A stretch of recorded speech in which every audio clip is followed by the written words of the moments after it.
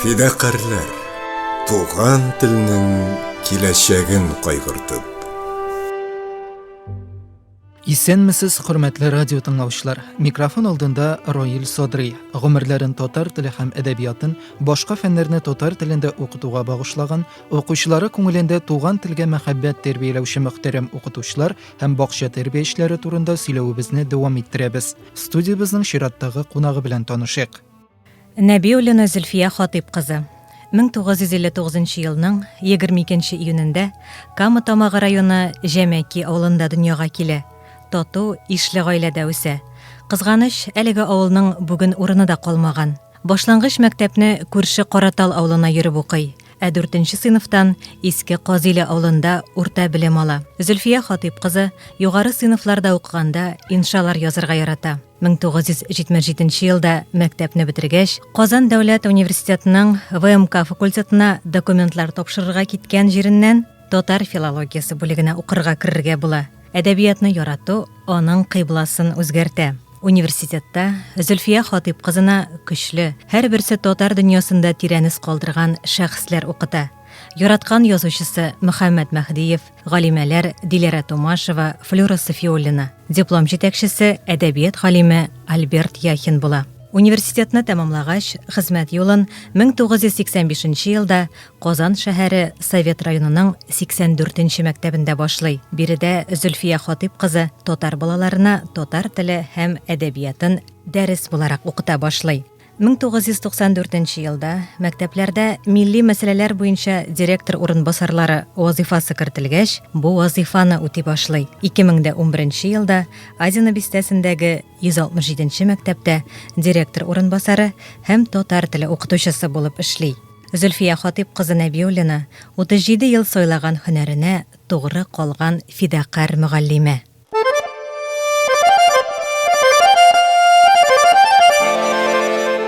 Эфирда фидакарлар тапшыруы.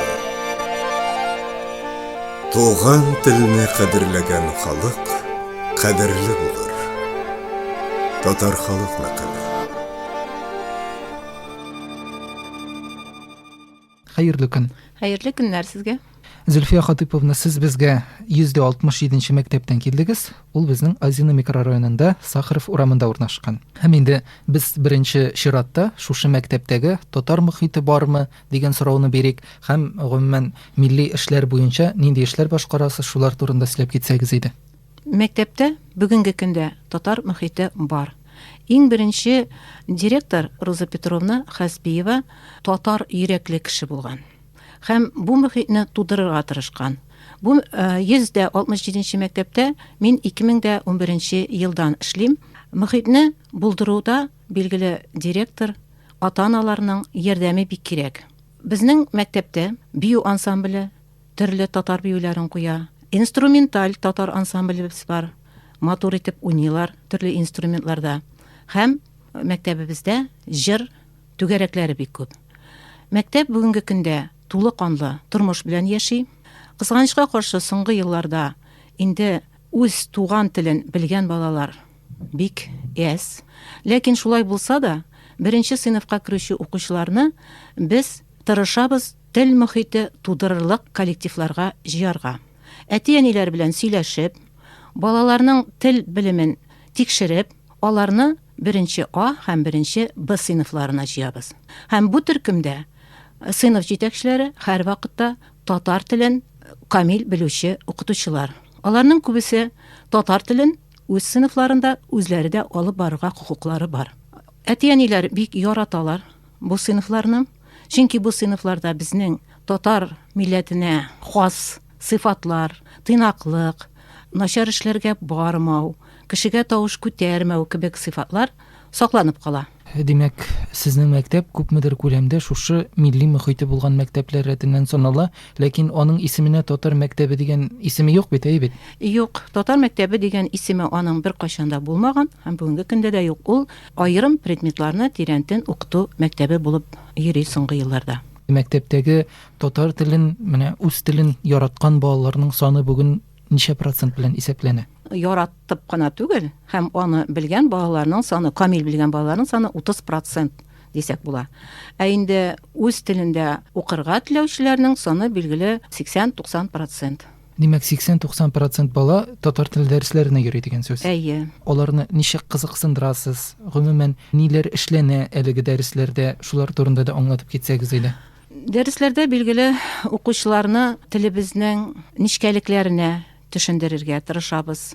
Һәм укытучылар белән ел башында сөйләшү вакытында, һәр вакытта да балаларны предметның авырлыгы белән, зурлыгы белән, күләмлеге белән куркытмагыз. Ниндидер бер үзегез белгән, үзегезгә бик ошаган эш аша алып кирип китегез, өндәп алып кирип китегез. Һәм балалар сезгә сокланып, предметны яратып өйрәнә башласыннар. Һәм һәр вакытта да әйтәм, билге куйганда уйлагыз беренче. Сез бу билгене кемгә куясыз? Бала гаеплеме? Әллә без үзебез гаеплеме? Өйрәтеп бетермәдекме? Аңлатып җиткермәдекме? Бәлки өйдә ниндидер проблемалары булгандыр баланың. Шул турыда уйлагыз. Куймый торыгыз, дәфтәрегезне ачыгыз да бер нокта куегыз һәм шул баланың исемен языгыз. Ахырдан вакытыгыз булгач, сыйныф җитәкчесенә барыгыз, аның белән сөйләшегез, бала ничек үзгәреп киткән, нәрсә булган, һәм шул вакытта гына билгеле балага инде мөнәсәбәтегезне үзгәртергә кирәклеген белеп яшәгез дип әйтәм. Чөнки бер көнлек кенә түгел эшебез, гомерлек безнең бу профессиябез, һөнәребез.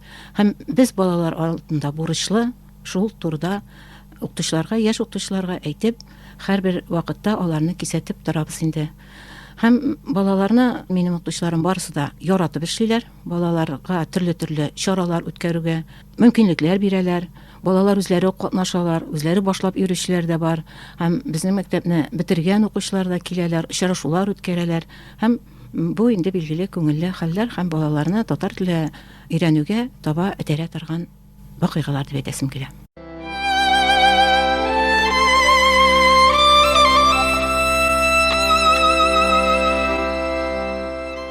Алтыда белгән ана телен, 60-та онытмас. Татар халык мәкале. Сез фидакарлар тапшыруын тыңлыйсыз.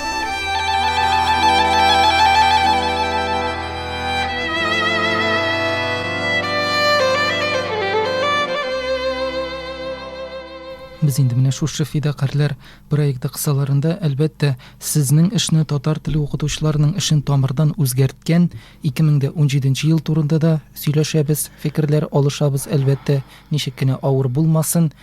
Ләкин шулай да менә шушы еллардан соң әле үзгәреп адаптация яраклашу чоры үтеп биттеме?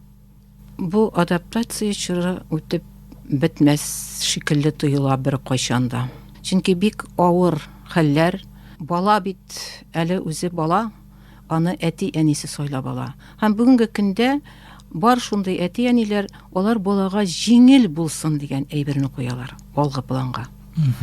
Ни өчен родной русский сайлыйсыз дип менә шул предмет килеп кергәннән соң әти-әниләргә әйтәм инде, үзегез татар, хатыныгыз рус яки икенче башкача әтиләре рус, аналары татар булган чиракта ни өчен ике телне дә белмәскә тиеш? Юк, без аңа булыша алмыйбыз. Ул ничек дәрес хәзерли? Шуңа ошаган инде аларның җаваплары була. Ата-аналарга аңлатырга тырышабыз. Бала дәресне үзе хәзерләргә тиеш. Әгәр дә мәктәптән кайтып китеп, өйдә дәресне хәзерли алмый икән, димәк ул аңламаган. Укытучы балалар килгәч сорарга тиеш, кемнәр эшен эшли алды, кемнәр эшли алмады. Әгәр дә бик күп кеше эшли алмаган икән, димәк дәрестә алар теманы аңламаганнар, яңадан аңлатыгыз дигән таләпне мин укытучыларыма куям. Шулай эшләргә тырышалар. Ләкин барыбер әти-әниләрнең менә шушы балалар өчен бик җиңеллек табырга тырышуы, родной русскийны сайлаучы укучыларның булуы шул турыда әйтә. Җиңеллек табырга тырышалар дидек әйбәт. Алга таба менә шушы гел җиңеллек эзләп нәрсәгә китерергә мөмкин. Педагог күзлегеннән әлбәттә. Ул турыда без әти-әниләргә әйтәбез алга таба. Бит тормыш бик катлаулы. Тормыш һәр вакытта үзенең шишергә иң авыр сорауларын китереп куя бала каршына. Ул вакытта алар нишләрсең? Алар бит авырлыкны җиңәргә өйрәнмәгәннәр. Алар этнокультур мәдәниятта яшәгәчтән туярга тиешләр. Менә бу чиракта аларның кире кагуы, айрым бер культураны өйрәнергә теләмәве, бу бала күңелендә ниндидер тирән эзләр калдыра һәм ул эзләр яхшы якка түгел. һәм тормышта проблемалар да килеп чыгарга мөмкин. Ләкин бүгенге көндә әти-әниләр икенче төрлерәк. Алар җиңеллекне эзлиләр. Аларга проблема булмасын. Шулай дип уйлыйм мин. Зөлфия Хатипова, бер карасаң, бүгенге сезгә балаларын китерүче әти-әниләр, алар бит инде 90нчы еллар балалары, күпчелеге. Әйе. Һәм инде татар телен алар инде мәҗбүри рәвештә укыган кешеләр. Ни өчен без аларга менә шушы милли җанлылыкны һәм мәхәббәтне бирә алмадык? 90нчы еллар шактый авыр еллар бит инде ул. Башка эшләр белән мәшгуль булганбыздыр инде. Милли рух ул гаиләдән, әйләнә-тирәдән, мөхиттән. Менә милли рух мөхитен мәктәпләрдә тудырырга тырышабыз. Балалар бакчалары да шактый әйбәт эшлиләр. Ә менә гаиләдә җитеп бетми ул милли рух. Ниндидер эш артыннан куып, бала тәрбияләү һәм аны милли рухта тәрбияләү турында уйланулар җитеп бетми. 90нчы еллардагы әти-әниләр белән укытучылар ул вакытта да эшләгәннәр бит инде. Ничектер дөньяның авырлыклары килеп төшкәндә, алар бер канатларын сындырган шикелле дип уйлап куйдым әле менә хәзер генә. Бер канат белән генә яшәү авыррак бит. Үз туган телен тирән белгән кеше генә чын бәхетле дип саныйм мин. Туган телен белмәгәч, ул канатны гымый, киресенчә икенче канатны да йомшарта. Тирән фәлсәфи фикерләргә кереп киттек әле. Таләпчәнлек белән бүгенге көндә телгә мәхәббәт уятып буламы һәм гомумән татар теле дәресләрен алып барып буламы? Юк. Таләпчән булганда мин бу очракта гаилә турында сөйлим. Гаиләдә таләпчәнлек. Анда билгеле гаиләдә мәхәббәт тә, ләкин мәхәббәт белән генә таләпчәнлек тә булырга тиеш. Татар теле дәресләрен ул уңай мотивация биреп, мөхит тудырып, ниндидер ситуация дигән сүзне ничектер башка вариантларын таба алмыйм. Менә һәрбер дәрестә ниндидер бер яңалык алып керергә кирәк. Кичкенә генә бәлки яңалыктыр. Шул яңалык белән алып кирип китеп дәрескә баланы. Һәм ул шунда мавыгып китеп, үзе дә сизмәстән кабатлый да башлый сүзләрне, өйрәнә дә башлый, структураларга да кирип китә, җөмлә калыпларына да кирип китә, һәм хикәяләргә дә кирип, анализларга да кирип китә. Менә балалар күңеленә якынрак булган берәр төрле мөхит һәм алар кызыксынган әйберләр белән башлап китү, ул бик кулай күренеш. Шулай эшләргә тырышалар укытучылар, ләкин һәр вакытта да алай килеп чыкмый билгеле. Укытучылар дип күп сөйлисез бит. Сезнең мәктәптә ничә татар теле укытучысы бар? 11 татар теле укытучысы бар. Барысы да инде стажлы укытучылар, яшь укытучылар юк. Мин килгәндә яшь укытучылар бар иде, инде алар урта яшьләргә җиттеләр. Һәм шунысы кызганыч, соңгы елларда укытучылар бик әз килә мәктәпкә. Бөтен предметтан да. Бүгенге көндә мәктәп кытлык кичерә. Татар теле генә түгел, бөтен предметта. Куркыныч хәтта. Укытучы шул кадәр күп эшли, шул кадәр күп дәресләре укытучыларның башка предметлар турында бу очракта сүз бара, чөнки әле бүгенге көнгә татар теле укытучыларының дәресләре күп түгел. Ә менә башлангыч сыйныф укытучылары бөтенләй килешү юк, рус теле укытучылары җитми, математиклар, төгәл фәннәр, хәтта физкультура укытучылары да җитми. Укытучылар мәктәптә кайсылары ел уртасында китәләр. Чөнки шул кадәр киеренке эшләргә һәм алар инде сизәләр, алар эшли алмыйлар. Русның шундый выжженный дигән сүзе бар бит инде. Менә ул бездә татарда аның эквивалентын әйтә алмыйм. Көйдерелгән дип әйтик, ул вакытта бик туры килмәй ничектер. Калька тәрҗемә. Калька тәрҗемә белән сөйләшкәндә, менә бер ситуациядә бәлки андый сүз бардыр да, менә хәзер генә башыма килми, менә шундый ситуация бүгенге көндә, шундый хәл мәктәпләрдә. Күп мәктәпләрдә шундый хәл. Бик кызганыч билгеле. Вузларда да шундый ук хәл. Вузда да минем дусларым эшлиләр. Күп вуз укытучылары, безнең мәктәптә дә эшләүче укытучылар бар. Димәк, вузда аларга игътибар җитмиме, материал яктан әзрәк биреләме, мәктәптә кайсылары эшли, икешәр җирдә эшлиләр. Бүгенге көндә авыр хәлләр билгеле.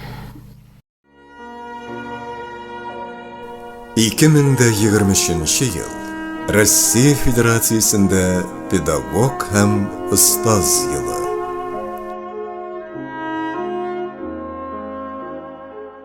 Сез инде ничәнче елдан бирле мәктәптә һәм ничәнче елдан бирле татар теле укытасыз? Мин Казан дәүләт университетын 1982 елны бетердем. 85 елдан мәктәптә һәм шуннан бирле татар теле укытам.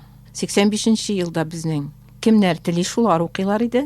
Һәм мәктәптә 2 укытучы булды. Ул вакытта мин килгәндә Рәхимә Абдуллина дигән укытучы иде. 84нче мәктәптә мин икенче укытучы булып килдем. Билгеле, ул инде башлангычтан 6нчы сыйныфка гына укыткан, 6нчы сыйныфтан соң берәү дә укымаган ул заманнарда. Һәм инде мин 7нче һәм 10нчы сыйныфларда укыттым иң беренче эшли башлаган елларымда. Билгеле, бик авыр еллар иде. Шулай булса да түзәргә тырыштык. Дәреслекләр дә юк, балаларны кызыксындырырга кирәк. Рус балалары кайтып китә, татар балалары калалар. 2 сменалы мәктәп, икенче сменалар шул дәресләре ничәгә куелган, эшләрен ташлыйлар, киләләр мәктәпкә, дәресләргә киләләр, бик яратып укыйлар иде. Билгеле, ул вакытларны без сагынып искә алмыйбыз, чөнки авырлыклар бик күп иде. Иртәдән кичкә кадәр берничә дәрес өчен утырасың, чөнки расписание буенча шулай туры килә. Шундый елларда эшләдек, ләкин ул вакытта ничектер рухи яктан җиңелрәк иде. Чөнки бала үзе тели. Теләмәгән баланы кызыксындырасың, татар йөрәкле булса. Ул кызыксынып укый, ә менә бала үзе тели, үзе теләп килә. Мин аны белергә тиеш дип килә. Бүгенге көндә инде барысы да укырга тиеш булгач, билгеле, авырлыклар була. Алар бөтен предметтан да авыр укыган бала бөтен предметтан да шулай укый. Аның татар теленә генә мөнәсәбәте шундый начар дип карамаска кирәк. Тырышмый, булдырмый, эшләргә теләми. Яки бүгенге көндә бик күп буза балаларына шул телефон. Менә мин Рамзан Кадыровның чыгышын тыңлаган идем Чечня турында. Безнең якларда да шулай булсын иде ул. Рамзан Кадыров мәктәбендә ел укытучысында, Россиянең ел укытучысыннан килде безгә монда Казанга һәм чыгыш ясады. Казан укытучылары каршында. Бездә телефон дигән сүз юк. Телефон ул сумкада да юк, ул бер кайда да юк. Һәм телефон укытуга комачауламый.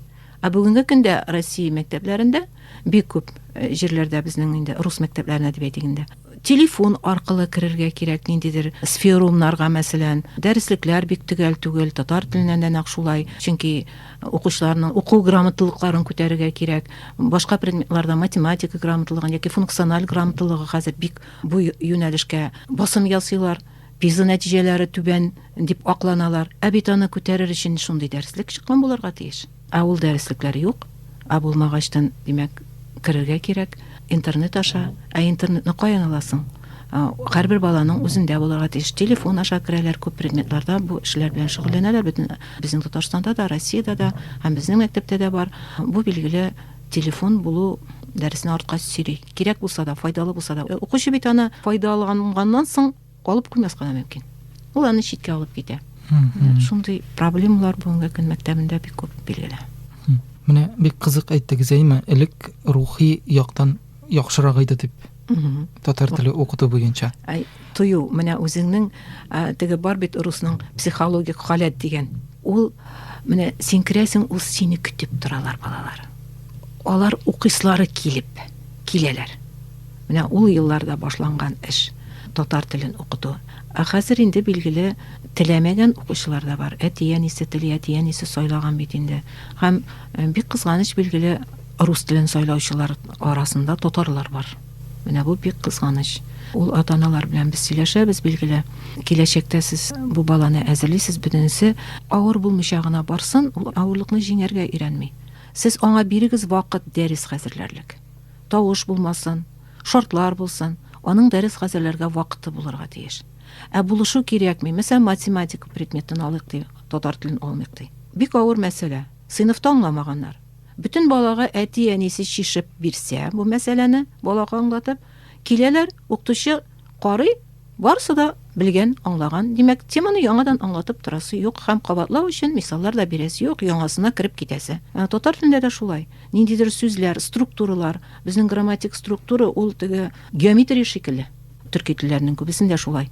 Грамматик структураларны өйрәнү, берсенә эченә кирип киткән бишәр төрле кушымчалар. Аларны бит аңларга кирәк. Татарча сөйләшмәгән татар баласына да аңлатуы моны авыр. Шуңа күрә кайбер күп кушымчалы сүзләрне без өйрәтәбез җиңелрәк юл белән. Икенче сүзне өстәп, мәсәлән, минем урынына, минем бакчага, бакчама түгел, ә минем бакчага. Бакчаганы беләләр, гага, юнәлеш килешен. Шундый җиңелрәк юлларга да бастырырга кирәк кайбер балаларны, әгәр дә алар авыр баралар грамматик ягыннан, чөнки өйдә сөйләшмиләр. Сөйләшү аша гына керә бит инде ул тел. Бу 5 елга кадәр бит инде без бөтенесе дә татар теле өйрәнәләр иде. Ну, менә шу родной русский белән дөнья бозылды дип әйтсәм дә була. Ни өчен? Чөнки родной русский дигән предметның кертер өчен дә менә татар телен иң беренче керткәндә дәреслек булмаган шикелле, родной русскийны керткәндә дә дәреслек юк. Бүгенге көндә родной русскийны укыта торган укытучылар билгеле интернет аша күп материалларны табалар. Аның литературасы һәм литературный чтениесе гомумән әле чыкмаган. Аның программа рәвешендә әсәрләр өйрәнелергә тиешлеге 3 ел элек кенә менә барлыкка килде. Дәреслекләр әле юк. Узган ел беренче тапкыр алдык дәреслекләр родной русскийга, беренче сыйныфтан башлап 9нчы сыйныфка кадәр. Һәм бер үк тема кабатлана, бердә дә шул, икедә дә шул, өчтә дә, биштә дә. Кайбер анда күнегүләр инде башка төрле. Ләкин бер дә кызыклы түгел китаплар. Инде әдәбияты билгеле рус әдәбиятында укылмаган әсәрләрне алар инде өйрәнәләр, укыйлар, шактый кызыклы әсәрләр. Ләкин дәреслек юк. Дәреслексез укытучы интернеттан таба, укый беренче үзе интернеттан табып, аннан соң балаларга аңлата, балаларны интернетка җибәрә өйдә. Шундый предмет. Бердәм дәүләт имтиханын шушы предметны гына укып яхшырак бир буламы? Юк.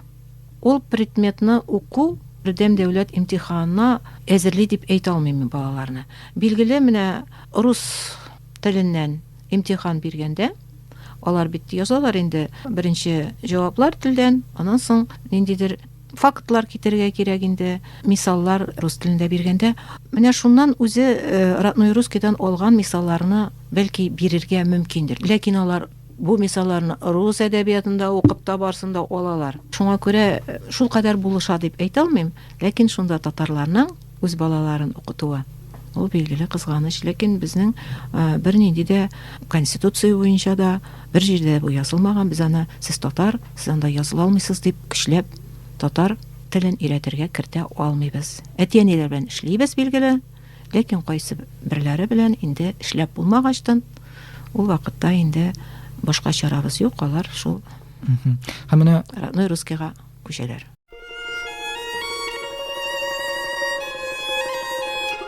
Теле барлар халык булган, теле юклар балык булган. Татар халык мәкале. Сез фидакарлар тапшыруын тыңлыйсыз.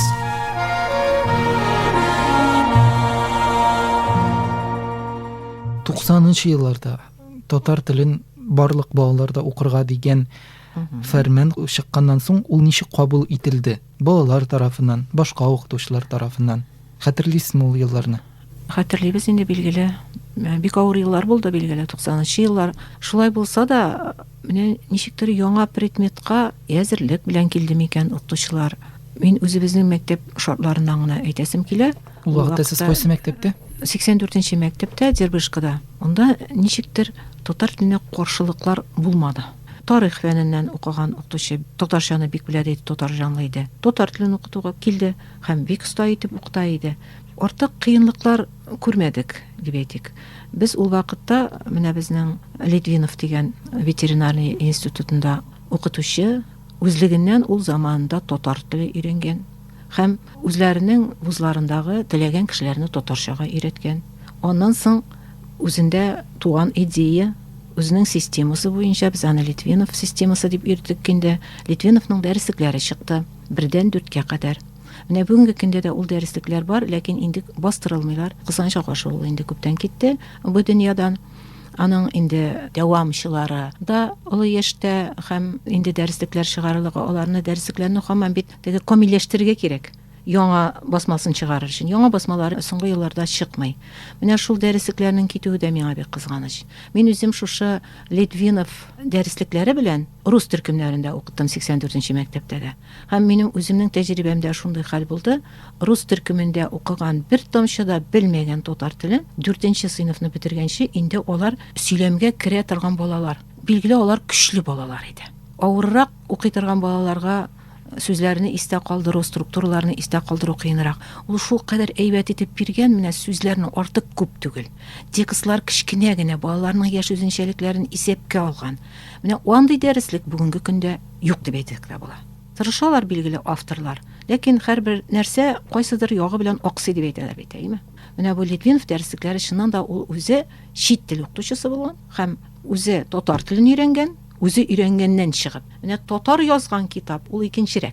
Ә менә рус кешесе язган, үзе өйрәнгәннән чыгып, ул аны язган, үзе аркылы үткәргән. Менә ул көчле дәреслек. Бүгенге көндә ул дәреслекләр белән без әле укытабыз. Литвинов дәреслекләре белән. Бар анда Хайдаров дәреслекләре дә, Сәләм дә бар башлангычларда, һәм Литвинов дәреслекләре дә. Әле алар бөтенләй кулланырлыклары булмаганчыга кадәр без алар белән әле укытачакбыз. Кайбер төркемнәр безнең мин Литвинов дәресләрен бирергә тырышам күбрәк менә шул бер дә татар мөхите булмаган төркемнәргә. Ул укытучыларга Литвинов дәреслекләре белән татар мөхите әзерәк булган гаиләләр җыелган балаларда инде көчлерәк балаларга Хайдаров дәреслекләре белән яки Сәләм дәреслекләре белән.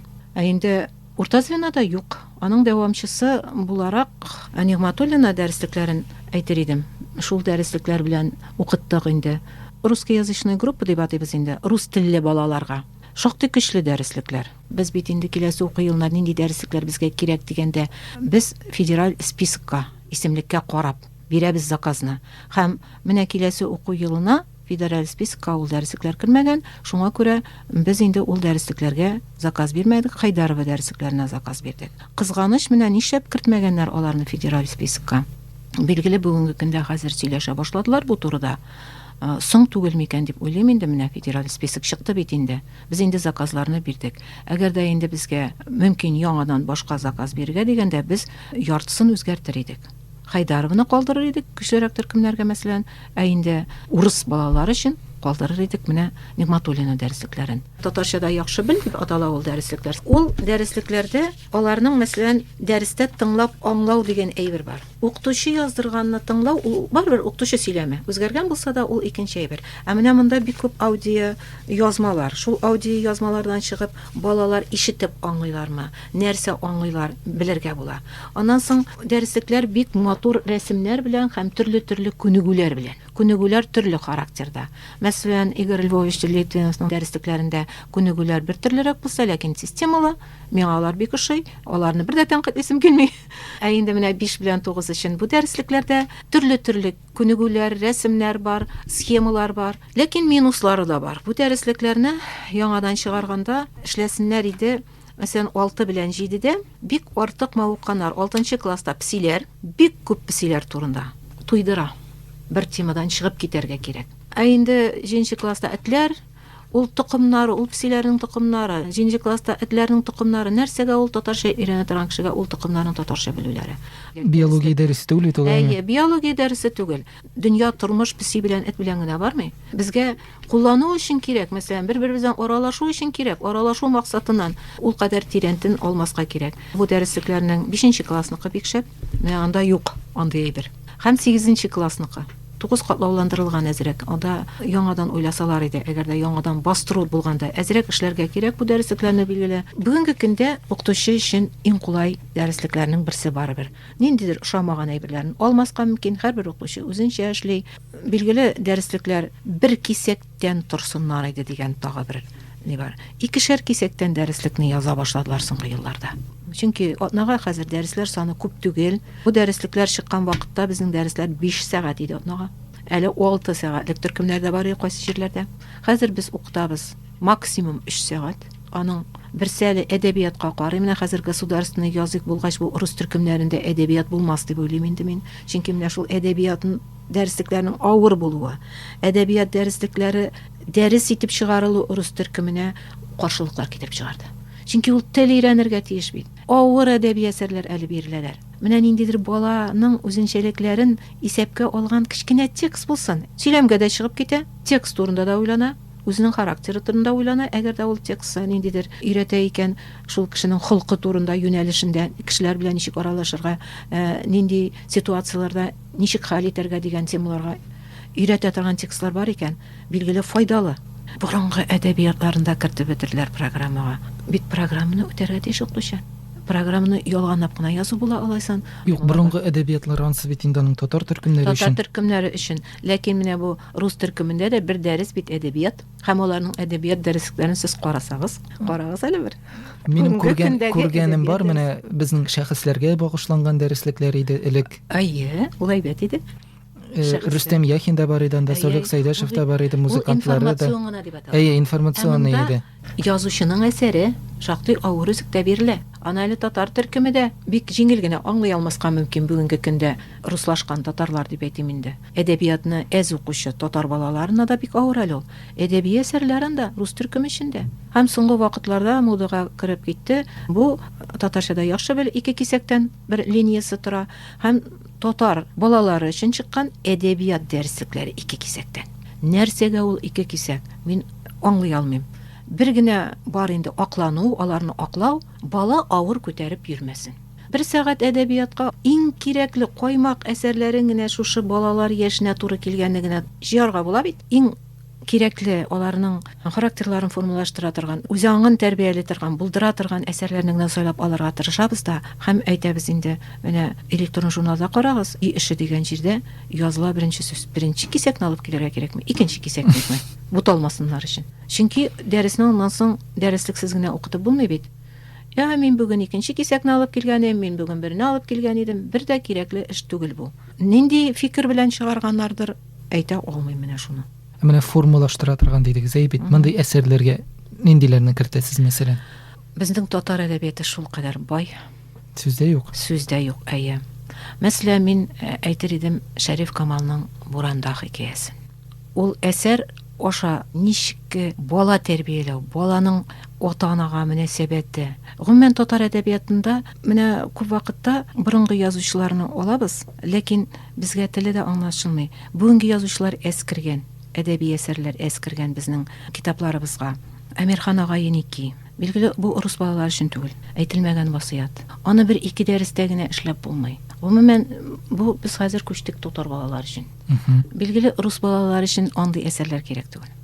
Рус балалары өчен кирәк әсәрләр, алар аңлый ала торган телдә һәм ниндидер ситуациягә чыгу йөзеннән. Мин шулай дип уйлыйм. Соңгы елларда чыккан бу дәреслекләр, менә безнең ике кисәктән дип әйттем дәреслекләрне. Дәреслекләрдә бик күп җитешсезлекләр бар, чөнки менә шу ике кисәктә бик борынгы замандагы әсәрләрдә бар анда, борынгы әдәбият. Телләре бик авыр, балаларга аңлавы да авыр, шәһәр баласына да һәм авыл баласына да. Һәм инде балаларның кызыксыну юнәлешеннән алар бик еракта ул әсәрләр. Кайчандыр, мәсәлән, билем алу булмаган, билем алырга мөмкинчелекләр булмау турында, авыр, борынгы сүзләр бик күп кертелгән әсәрләр бар астайында да, бирелсә дә бик авыр аларны укуга. Чөнки балаларның күңеленә тәэсир итәрдәй. Бүгенге көндә дә чыга торган, мәсәлән, Ракаль Зайдулланың шундый көчле әсәрләре бар. Драма әсәрләрен күбрәк кертсеннәр иде дип тә уйлыйм, чөнки драманы укырга да яраталар. Һәрбер дәреслек принцибы булай. Бүгенге көндәге дәреслекнең иң борынгы әдәбияттан бүгенге көнгә кадәр. Мин уйлыйм, принцип дөрес түгел дип. Элек принцип башкачарак ие, менә без укыта башлаганда 5, 6, 7, 8, 9 ул балалар аңлый торган тел белән язылган әдәбият. Ә менә борынгы әдәбиятны беренче тапкыр без унда. Татар мәктәбе өчен 9-да, рус мәктәбе өчен 10-да. Шуннан да син өлгергән инде. Кыса Юсуфны хәзер бирәләр 5нче сыйныф баласына. Абау. Менә бирәләр 5нче сыйныф баласына. Бик авыр, бик әсәр. 10нчы сыйныфта менә шул кадәр аны балага барып җиткезә торган итеп аңлата торган схема бар. Мин Альберт Аби Яхинда укыган идем әдәбият теориясын менә шуны. Менә нинди кешегә начарлык ясарга ярамый, шунда ук сиңа әйләнеп кайта. Хәтта Юсуф пәйгамбәр дә начарлык ясаган. Үзенең бер баласын артык яраткан. Артык ярату бит яхшы түгел. Бүгенге көндә дә шуңа, бүгенге көнгә кайтарып калдырырга була. Аны унда сөйләшергә була. 5нче сыйныф балалары әле аңа өлгермәгәннәр. Безгә 5нче сыйныфка бирәләр. Гаяз Исхакый әсәрләрендә бирәләр. Бик авыр әсәрләре Гаяз Исхакыйның. Кечүл читекне бирсәң дә авыр. Баланың психологиясе турында инде ул әсәр, ләкин бүгенге көн баласына аны аңлау бик авыр. Билгеле, татар әдәбияты әсәрен татарча укыйм дигән рус баласы юктыр дип уйлыйм мин. Ә без аны программа нигезендә инде предмет буларак укыта идек, әле укытабыз 6дан 11гә кадәр. Ул дәресләр әле бар, атнага 1 сәгать. Атнага 1 сәгать бик әз.